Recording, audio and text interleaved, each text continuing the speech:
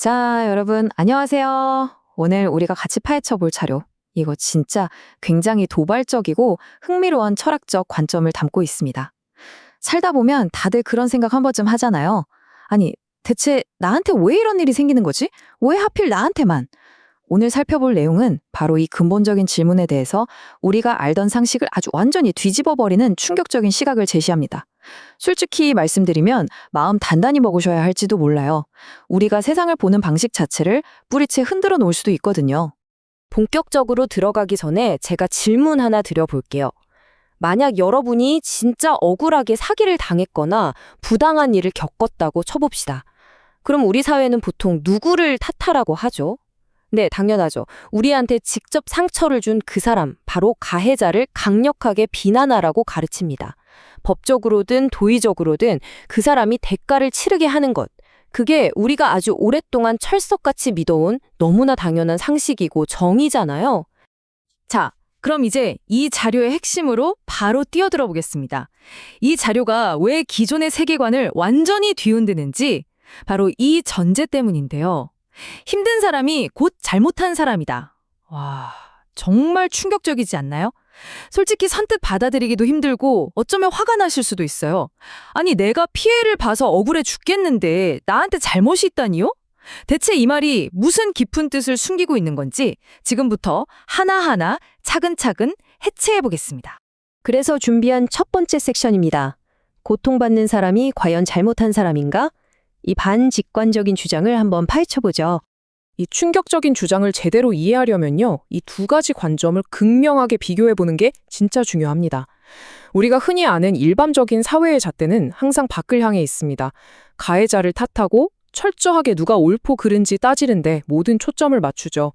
근데 오늘 다루는 자료에서 말하는 이른바 자연의 이치는 접근법 자체가 완전히 다릅니다. 철저히 내면을 향하거든요. 고통을 겪는 당사자가 오히려 자기 자신의 모자람을 스스로 파악하고 돌아봐야 한다는 겁니다. 억울하다고 소리치기 전에 내 안을 먼저 보라는 아주 엄청나게 엄격한 잣대인 셈이죠. 아니 도대체 왜 그렇게까지 해야 하나 싶으시죠? 이 철학에 따르면요, 남을 탓하는 데에는 우리가 상상하는 것 이상으로 엄청난 숨은 대가가 따르기 때문입니다. 다른 사람을 비난하고 원망하는데 내 금쪽 같은 에너지를 다 써버리면 대자연이 이 사건을 통해서 나한테 주려고 했던 진짜 성장의 기회를 통째로 날려버린다는 거예요. 그리고 진짜 무섭고 소름 돋는 건 이겁니다. 남 탓만 하느라 내 안의 부족함을 그대로 놔두잖아요. 그럼 결국 시간이 지나서 모양만 살짝 바뀐 똑같은 시련이 100% 다시 찾아온다는 겁니다. 이어서 두 번째 섹션으로 넘어가 보겠습니다. 절대적인 실수는 존재하지 않는다. 대체 무슨 의미일까요? 자, 여기서 당연히 이런 의문이 드실 겁니다. 그럼 우리가 보통 말하는 잘못이나 죄라는 건 도대체 뭐냐는 거죠. 흥미롭게도 이 자료는 실수의 정의를 아예 새롭게 내립니다. 실수는 절대적인 의미에 변하지 않는 악이나 죄가 아니라는 거예요. 그냥 그 사람이 지금 이 순간에 가지고 있는 지식의 부족함 아니면 내면의 덜 성숙한 부분이 밖으로 툭 튀어나온 하나의 현상일 뿐이라는 거죠. 다시 말해서 사람은 누구나 자신이 처한 복잡한 환경 속에서 자기가 딱 아는 만큼 이해하는 수준까지만 행동할 수밖에 없다는 아주 냉철한 현실인식입니다. 우리는 철저하게 우리의 현재 이해도가 허락하는 딱 그만큼의 질량으로만 생각하고 행동합니다. 이 틀로 세상을 한번 바라보세요. 우리가 일상에서 실수했다 혹은 실패했다고 부르는 것들의 본질이 아주 명확해집니다. 그게 누군가를 해치려는 악의적인 의도라기보다는 아직 충분히 성숙하지 못한 상태에서 복잡한 인생의 문제들을 어떻게든 풀어보려고 아등바등 하다가 나온 아주 자연스럽고 당연한 결과물이라는 거죠. 어린아이가 걸음마를 배우다가 수십 번 넘어지는 거랑 똑같은 이치입니다.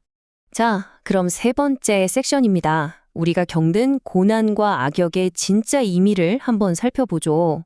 지금쯤 아마 이 질문이 턱 밑까지 올라오셨을 거예요. 그래, 실수가 단순한 모자람이라는 건 알겠어. 근데 그럼 나한테 끔찍한 고통을 주는 저 나쁜 사람들은 대체 왜 존재하는 건데? 네, 이 자료에서 진짜 흥미로운 부분이 바로 여기입니다. 이 철학에서는요, 사기꾼이나 우리를 힘들게 하는 그 악역들을 단순히 처벌받아야 할 악당으로만 보지 않아요.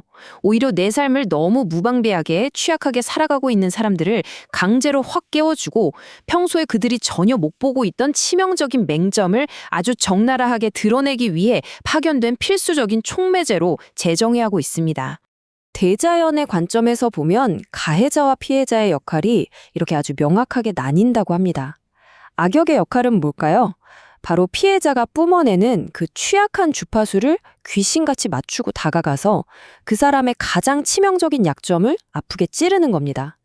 그럼 피해자의 과제는요? 그냥 억울해하고 마는 게 아니라 아니 왜 내 주파수가 하필 저런 끔찍한 일을 끌어당긴 거지? 하고 뼈저리게 반성하고 자기 결함을 고치는 거라는 거죠. 만약 가해자가 선을 넘었다고요? 그건 대자연, 즉 우주가 알아서 벌할 몫입니다.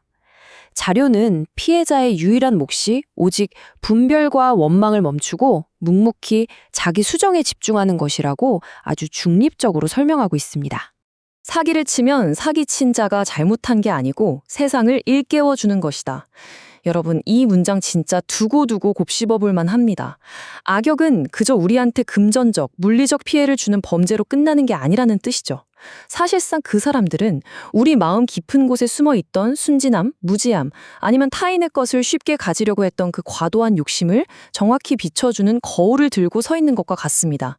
그 뼈아픈 거울을 통해서 우리가 세상을 얼마나 안일하게 살고 있었는지 단번에 깨닫게 해준다는 겁니다.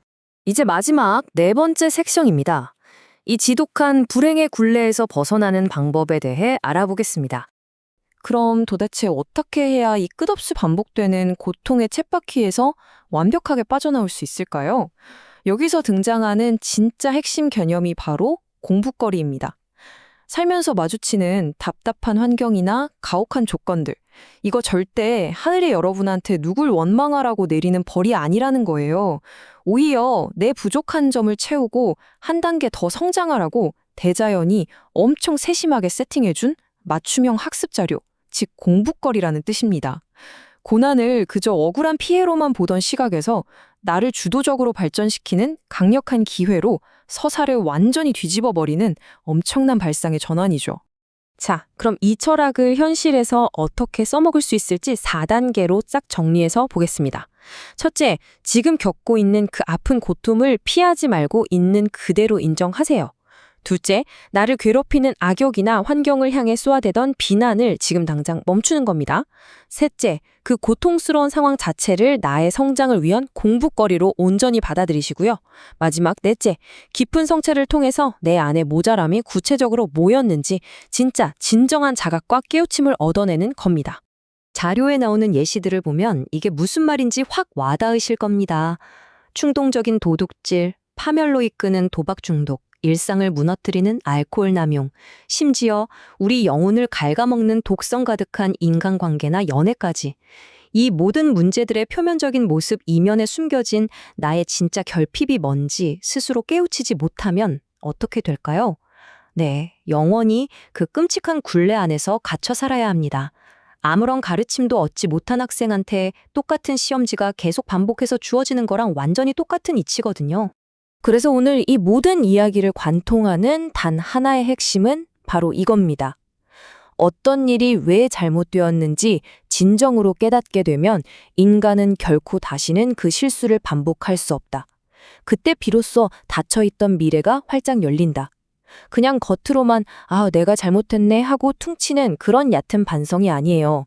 내 영혼 가장 깊은 곳을 흔드는 진정한 자각과 깨우침만이 이 지독하게 반복되는 불행의 고리를 영원히 끊어내고 새로운 삶으로 나아가게 해주는 궁극적인 해결책이라는 아주 강력하고 희망적인 메시지입니다.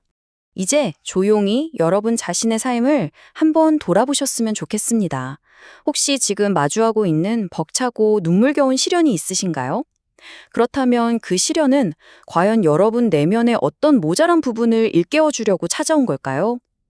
끝없이 밖을 향하면서 남을 탓하던 그 원망의 시선을 거두고 이제는 내 안으로 돌려서 나한테 딱 맞춰진 이 공부거리를 한번 정면으로 마주해보는 건 어떨까요?